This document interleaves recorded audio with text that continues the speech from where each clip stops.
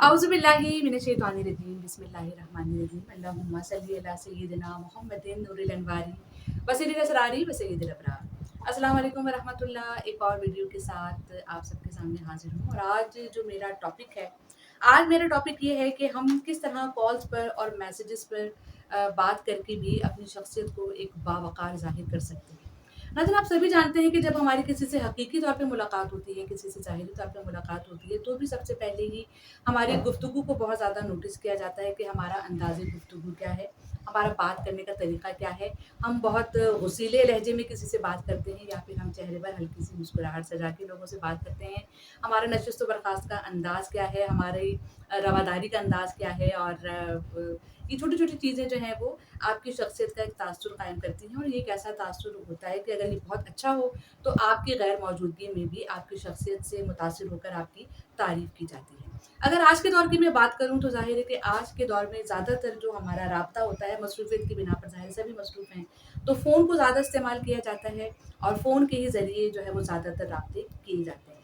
तो मैंने सोचा कि क्यों ना आज हम कुछ ऐसे पॉइंट्स को डिस्कस कर लें कि जिसमें हम उन चीज़ों को सामने रखकर या उन पॉइंट्स को ज़हन में रखकर फ़ोन के ज़रिए भी अपनी शख्सियत का एक अच्छा इमेज सामने वाले के सामने हम पेश कर सकते हैं। तो चलिए जनाब, वीडियो को शुरू करते हैं और आ जाते हैं अपने पॉइंट्स की जानिब। इस हवाले से सबसे पहला जो पॉइंट है उसकी जानिब आऊँगी, लेकिन उससे भी पहले ये बात बता दूँ कि अगर आपको कोई इमरजेंसी सूरत-ए-हाल है, खुदा ना ख़ास्ता कोई इमरजेंसी सिचुएशन है, तो फिर ज़ाहिर है कि ये सारे पॉइंट्स उस वक़्त के लिए नहीं हैं। इमरजेंसी सूरत-ए-हाल में तो ज़ाहिर है आपको वही करना होगा जो उस वक़्त मुनासिब होगा। ये एक आम सूरत-ए-हाल की हम बात करेंगे। तो जनाब, आ जाती हूँ पहले पॉइंट की जानिब। हमारा पहला पॉइंट क्या है कि अगर आप किसी को एक बार कॉल करते हैं और एक बार कॉल के बाद अगर जवाब नहीं आता या कोई फ़ोन रिसीव नहीं करता, तो बराए मेहरबानी पीछे ना पड़ें। अक्सर ये देखा गया है कि अगर एक बार आपकी कॉल अटेंड नहीं की जाती है, तो आप 2 बार, 3 बार, 5 बार, हत्ता कि 10 बार से भी ज़्यादा जो है वो कॉल्स बार-बार की जाती हैं कि जी मेरा फ़ोन क्यों नहीं उठाया जा रहा।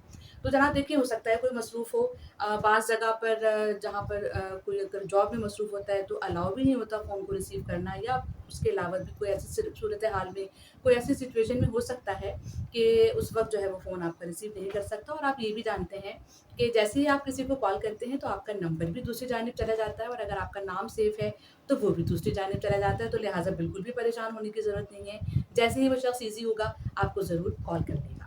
तो जनाब बिल्कुल इस बात का ख़्याल रखें। इसके बाद अगर हम आते हैं नंबर 2 पॉइंट पर, तो जनाब देखिए दूसरा हमारा पॉइंट क्या है, दूसरा हमारा नुक्ता क्या है, वो ये है कि अगर आप किसी को कॉल करते हैं और दूसरी तरफ से कॉल पर अगर ये रिकॉर्डिंग आपको सुनाई दे रही है कि आपका जो कॉल है वो कॉल वेटिंग पर आप जा रहा है, तो उसके बावजूद भी देखा ही गया है कि आपको रिकॉर्डिंग सुनाई देती है कि जी कॉल वेटिंग पर है, लेकिन उसके बावजूद आप बार-बार, बार-बार, बार-बार कॉल कर रहे होते हैं। तो इससे जो है वो दूसरी तरफ मौजूद शख्स भी जो है वो परेशान हो जाता है और कहते हैं ना कि हड़बड़ा-सा जाता है कि भई ऐसी क्या इमरजेंसी हो गई है कि बार-बार, बार-बार जो है मुझे मिस्ड कॉल आ रही है। और वो अपनी बात को, चाहे कितनी ज़रूरी बात कर रहा हो, अपनी बात को जल्दी से ख़त्म करके फिर कोशिश करता है कि आपकी कॉल ले ले, जो कि अगर सूरत-ए-हाल में मैंने वही कहा कि अगर इमरजेंसी है तब तो आप इस तरह कर सकते हैं, लेकिन अगर नहीं है, तो ये एक अच्छा और मुहज़्ज़ब तरीका नहीं है।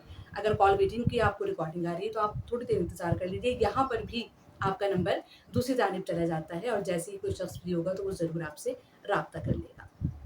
ठीक है जनाब, वैसे हम तीसरे पॉइंट की जानिब आएँ तो आम तौर पर जो एक प्रोफ़ेशनल तरीका है, जो एक मुहज़्ज़ब तरीका है और जो एक अच्छा तरीका है, वो ये है कि अगर आप किसी से बात करना चाहते हैं, तो पहले आप टेक्स्ट कर दीजिए। एक टेक्स्ट कर दीजिए कि आप जब भी फ्री हों या जब भी कन्वीनिएंट हो, तो आप प्लीज़ मुझे मैसेज कीजिए, तो मुझे आपसे बात करनी है। तो ये एक बहुत अच्छा तरीका हो जाता है और आपका एक इससे बड़ा अच्छा इमेज आता है कि आप को एटलीस्ट ये मैनर्स हैं कि किससे फ़ोन पर हमें किस तरह से बात करनी है। तो टेक्स्ट का जब आपको रिप्लाई आ जाए, तो आप फिर उसके बाद आप भी बड़ा कॉन्फिडेंट होके किसी को कॉल कर सकते हैं कि जी अगले की जानिब से आपको अब जवाब आ गया, तो फिर आप बड़े आराम से उससे बात कर सकते हैं। अच्छा, इसके अलावा अगर हम बात करें अगले पॉइंट की, तो हम देखते हैं कि मैसेजेस पर भी आप अगर किसी को टेक्स्ट करते हैं, तो वहाँ पर भी अक्सर बेसब्री का आलम यही होता है कि अगर आपने किसी को एक मैसेज कर दिया है, उसका रिप्लाई नहीं आया है, तो फिर दूसरा मैसेज, तीसरा मैसेज और फिर चौथा मैसेज, तो इस तरह से मैसेज की एक जो है वो लाइन हम लगा देते हैं। तो ये भी एक बड़ा गलत तरीका है। ये भी किसी को डिस्टर्ब करने का एक बड़ा अजीब-सा तरीका है। एक मैसेज आपने कर दिया है और फिर भी उसका जवाब नहीं आया और अगर आपसे फिर भी सब्र नहीं हो रहा, तो बस मैं आपसे ये कहूँगी कि आप एक मैसेज और कर दीजिए। इसके बाद मैं नहीं कहूँगी कि आप दोबारा मैसेज करें जब तक उन 2 मैसेजेस का जवाब ना आ जाए। तो ये भी एक ऐसा तरीका है कि आप इसको थोड़ा ख़्याल रखें। और दूसरी बात है कि मैसेज पर पूरी कहानियाँ ना बताया करें। मैसेजेस पर बेहतर है कि मुख्तसर मैसेज करें, जामिया मैसेज करें। मैसेज का मतलब ही ये है कि पैगाम, और पैगाम को एक पैगाम के ही तरीके से भेजा जाए, तो बहुत अच्छा है। अच्छा जनाब, अब हम आ जाते हैं अगले पॉइंट की जानिब। और मुझे उम्मीद है कि आप इससे बहुत कुछ सीख रहे होंगे, और बहुत कुछ जो मेरी बहनें हैं, ख़ास तौर से जो बच्चियाँ हैं, उन्हें बहुत कुछ जानने का और सीखने का मौका मिल रहा होगा कि किस तरह से हमें बिहेव करना है फ़ोन को यूज़ करते हुए। तो जनाब, बढ़ रही हूँ अगले पॉइंट की जानिब। और ये कि एक और सहूलत जो हमें नज़र आती है व्हाट्सएप पर और मैसेजेस पर, वो हम देखते हैं कि वॉइस मैसेजेस की एक बड़ी अच्छी सहूलत है। ये एक ऐसी सहूलत है कि जिससे जो लोग टाइपिंग में थोड़ा-सा ज़रा जिन्हें प्रॉब्लम होती है, या जो मेरी तरह टाइपिंग में थोड़ा-सा सुस्त हैं और थोड़ा-सा परेशान होते हैं कि जी टाइप करना पड़ेगा, तो ये वॉइस मैसेज यकीनन किसी ब्लेसिंग से कम नहीं है। लेकिन इसको भी एक ब्लेसिंग ही रहने दें, अगले के लिए इसको ज़हमत ना बनाएँ। आप अगर किसी को वॉइस मैसेज करते हैं तो बराए मेहरबानी बड़ा मुख्तसर सा वॉइस मैसेज किया करें। अक्सर ये होता है कि जी 4-4, 5-5 मिनट के भी वॉइस नोट्स जो है वो लोग भेज रहे होते हैं। तो अब आप सोचिए कि इतनी लंबी-लंबी कहानियाँ जो है वो वॉइस मैसेज पर भेजना कुछ मुनासिब नहीं है। जब कॉल पर बात हो तो बता दीजिएगा। लेकिन ये है कि वॉइस मैसेज पर एक जो मुख्तसर आपका पैगाम है उसको आप भेज दीजिए। और फिर अक्सर इसी वजह से आपके मैसेजेस जो है वो सीन नहीं किए जाते, या आपके मैसेजेस देखे नहीं जाते कि जी 5 मिनट का मैसेज है, 6 मिनट का मैसेज है, उसको सुनने के लिए तो टाइम चाहिए, तो आराम से सुनेंगे। तो फिर वो इस वजह से भी आपका मैसेज देर से देखा जाता है, या इस वजह से भी आपका मैसेज सीन नहीं किया जाता। तो फिर कंप्लेंट्स आती हैं कि जी फलां तो बड़ा मकरूर है, तो वो जवाब ही नहीं देती या देता।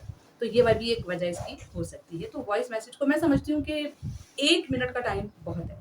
आप 1 मिनट के अंदर-अंदर कोशिश करें अपनी बात को बयान करने की, और फिर अगर दोबारा करना चाहें तो फिर दोबारा दूसरा मैसेज कर दीजिए, लेकिन 2-3 मैसेज से ज़्यादा मैसेज ना करें।